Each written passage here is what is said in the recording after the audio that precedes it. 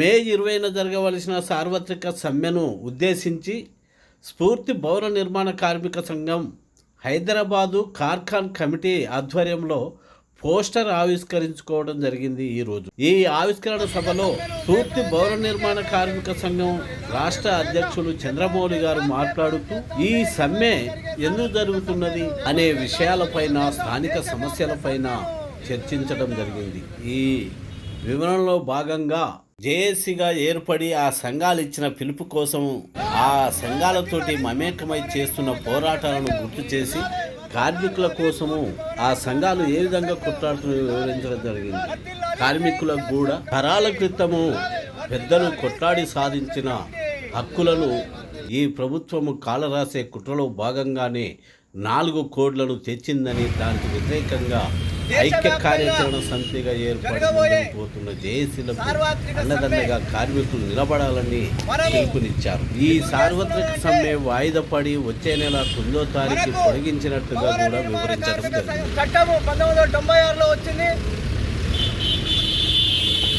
1969 వలస కార్మికుల చట్టము, 1970 కార్మిక చట్టాలను రద్దు చేస్తూ కేంద్ర ప్రభుత్వము 4 లేబర్ కోడ్లుగా విభజించి ఆ 4 లేబర్ కోడ్లను అమలు చేయాలని చూస్తుంది. కాబట్టి మనము ఆ లేబర్ కోడ్లకు వ్యతిరేకంగా భవన నిర్మాణ కార్మిక సంఘాల ఐక్య వేదిక జాయింట్ యాక్షన్ కమిటీ మే 20న సార్వత్రిక సమ్మెకు మనము భవన నిర్మాణ కార్మికులుగా మనం మద్దతు తెలపాలని చెబుతూ మొన్న 10 తారీఖు నాడు సుందరయ్య విజ్ఞాన భవన్లో ఒక సదస్సు పెట్టడం జరిగింది.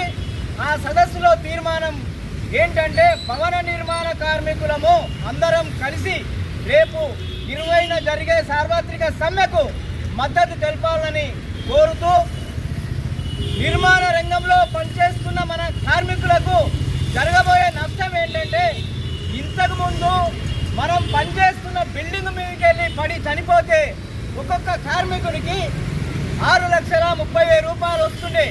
ఇప్పుడు అది కాదు. నిర్మాణ రంగంలో పనిచేస్తున్న బిల్డింగ్ మీద 12 హైట్ల ఉన్న బిల్డింగ్ మీదకి పడితేనే ఆ చట్టం వర్తిస్తుంది, ఆ పైసలు వస్తాయి. ఇంతకుముందు మన కార్మికులకు పనికి పోతున్న క్రమంలో యాక్సిడెంట్ అయ్యి చనిపోతే కూడా ఆ స్కీమ్ వర్తించేది.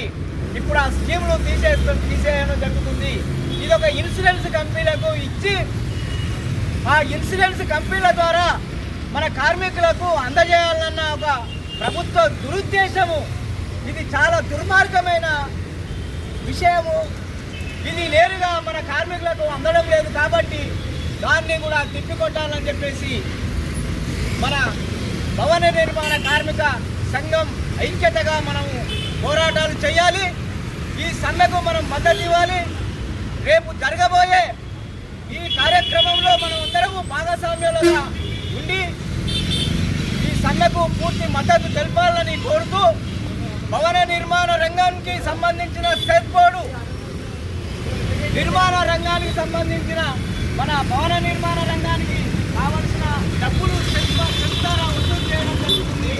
వాళ్ళ అయ్యసొత్తు, వాళ్ళ అపసొత్తు కాదు.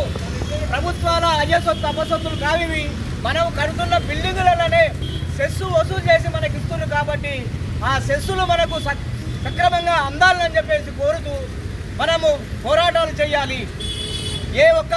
ఇప్పుడు ఇన్ని రోజులైతుంది, దగ్గర ఒక 2 సంవత్సరాలు 3 సంవత్సరాలు ఈ కాంగ్రెస్ గవర్నమెంట్ వచ్చేస్తుంది. ఈ సంక్షేమ పథకాలు రావడం లేదు.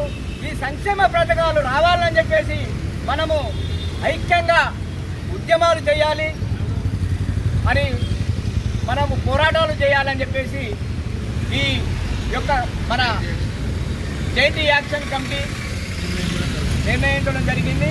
అందుకొరకే మిత్రులారా, దయచేసి రేపు జరగబోయే సమ్మెను కూడా తాత్కాలికంగా వాయిదా వేయడం అనేది జరిగింది.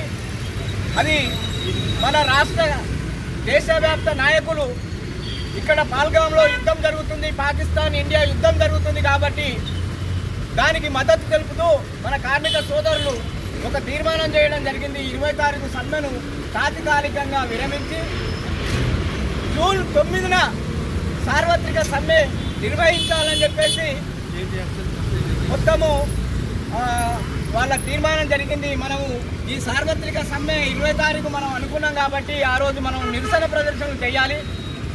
నిరసన ప్రదర్శనలకు అందరూ హాజరై ఆ రోజు మన మద్దతు తెలపాలని చెప్పి కోరుతూ మన ఇక్కడ భవన నిర్మాణ కార్మిక సంఘం జైంట్ యాక్షన్ కమిటీ తరఫున మేము పిలుపునిస్తున్నాం.